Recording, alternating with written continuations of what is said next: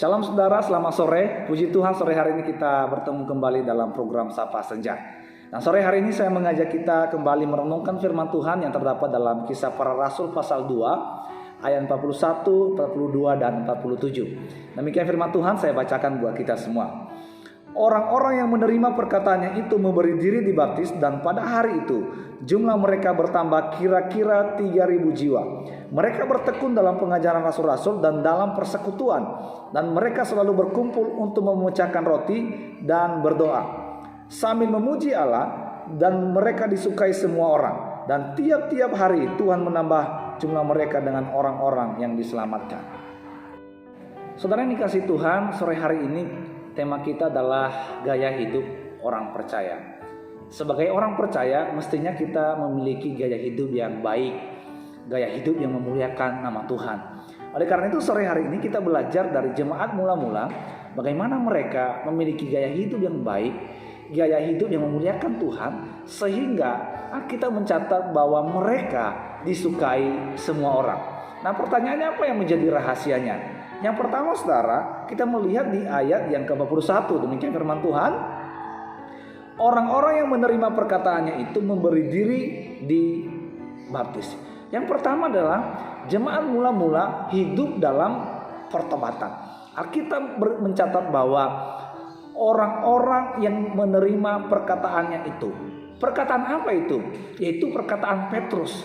Di ayat yang ke-38 pasal 2 berkata demikian. Jawab Petrus kepada mereka, "Bertobatlah dan hendaklah kamu masing-masing memberi dirimu dibaptis."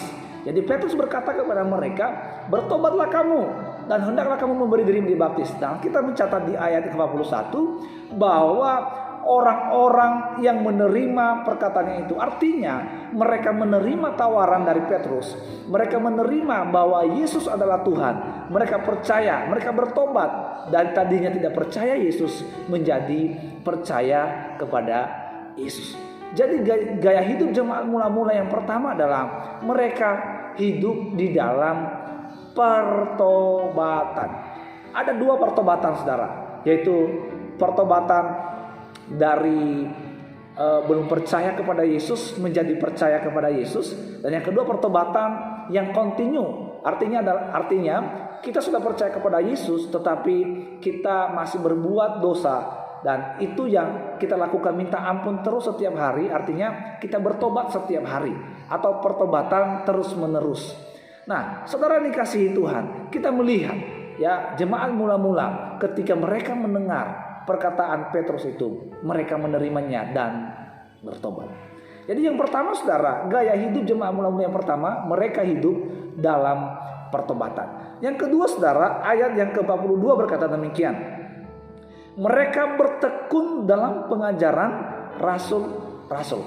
Yang kedua, saudara, gaya hidup jemaat mula-mula, mereka memiliki ketekunan atau hidup dalam pengajaran firman Tuhan. Kata tekun berarti sesuatu yang dilakukan terus-menerus, sesuatu yang dilakukan secara konsisten. Artinya terus-menerus mereka memperhatikan, menerima pengajaran dari rasul-rasul. Jadi mereka mendengar firman Tuhan dari rasul-rasul setiap hari, dan itu dilakukan terus-menerus, saudara. Jadi gaya hidup jemaat mula-mula ini, mereka senantiasa mendengar ajaran dari rasul-rasul. Nah, mestinya kita demikian juga. Kita hidup dalam pengajaran firman Tuhan. Kita hidup senantiasa membangun hubungan yang intim dengan Tuhan. Dengan cara apa? Dengan cara kita menerima pengajaran-pengajaran dari Tuhan. Melalui apa? Ya, melalui membaca firman Tuhan. Melalui apa? Melalui hamba-hamba Tuhan yang berbicara kepada kita. Sehingga, saudara, melalui firman Tuhan yang kita dengar itu, hidup kita diubahkan, dan akhirnya nanti, saudara, orang lain melihat hidup kita. Orang lain melihat hidup kita, bahwa hidup kita berubah, dan akhirnya apa yang terjadi? Seperti ayat yang terjadi di 47, orang lain menyukai kita. Yang ketiga, saudara, dan yang terakhir, gaya hidup jemaat mula-mula yang menjadi contoh bagi kita hari-hari ini, kita melihat di ayat 42 tadi, pasal 2 bagian B, dan mereka selalu berkumpul untuk memecahkan roti dan berdoa. Yaitu gaya hidup yang mereka miliki jemaat mula-mula, yaitu mereka hidup dalam doa. Kita mencatat tadi bahwa mereka selalu berkumpul. Jadi pekerjaan mereka itu selalu berkumpul. Ngapain mereka berkumpul? Apakah melakukan hal-hal yang tidak bermanfaat?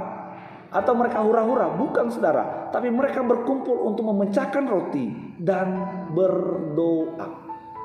Jadi mestinya gaya hidup seperti ini juga kita miliki dalam hidup kita.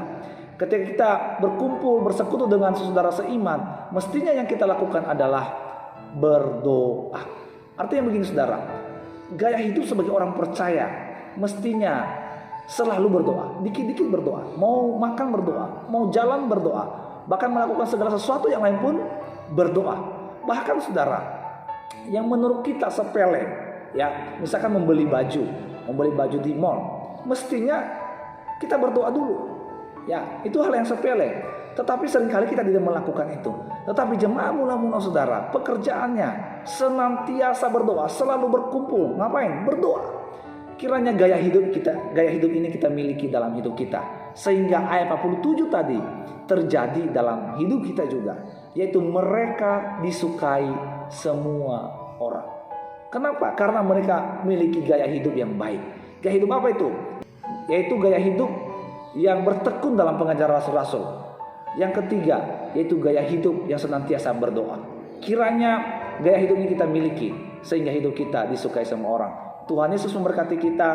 Selamat sore. Shalom.